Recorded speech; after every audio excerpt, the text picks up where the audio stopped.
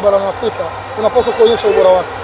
Hili ni eneo ambalo Simba wanapaswa kuvuka, sio tu kufika nusu finali, kufika finali na pengine kuchukua kikombe, kwa sababu ndio miongoni mwa timu bora zinazoogopwa kwenye Confederations Cup.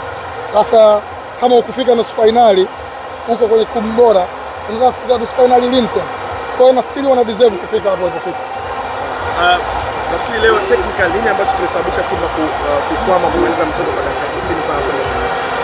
Simba wenyewe bado wanasema wanatengeneza timu, na ukiona timu inavyocheza na wewe pia unaweza ukaamini kwamba timu bado inaendelea kutengenezwa. Ina miss quality players wengi. Kuna watu ambao tunapocheza kwenye ligi yetu ya ndani tunawaona kama ni wachezaji bora sana, lakini tunapokuja kwenye mashindano ya kimataifa wanahitaji kuinua ubora wao. La sivyo tukiwa ndani tuna warate pakubwa, tuna overrate, lakini kumbe ni wachezaji wadogo. Mmoja wao ni Charles Yanga. Unamhitaji kwenye mchezo mkubwa kama huu, sio? Haumhitaji kukufikisha kwenye penalty, unamhitaji akuondoe kwenye hii changamoto mkoje penalty na kuweka roho juu. Unamhitaji kwenye mchezo wenyewe wa dakika 90 ambapo muda mrefu hatukuona ubora wake, sio?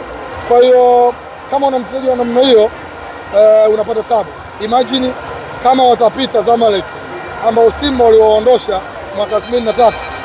Je, unaweza ukafika nao kwenye penalty kama walivyofika na Al-Masry? Al-Masry ni timu ya ubora namba 4 Misri. Zamalek ni timu ya ubora namba 2 Misri. Kuna shida hapo, sio? Kwa unahitaji wachezaji wako kwa umeimarika. Mimi naamini kama unavyosema wenyewe wanatengeneza timu. They need some quality players ambao wanaweza wakakufikisha mbali zaidi bila kuwa na vikwazo. Thank you very much.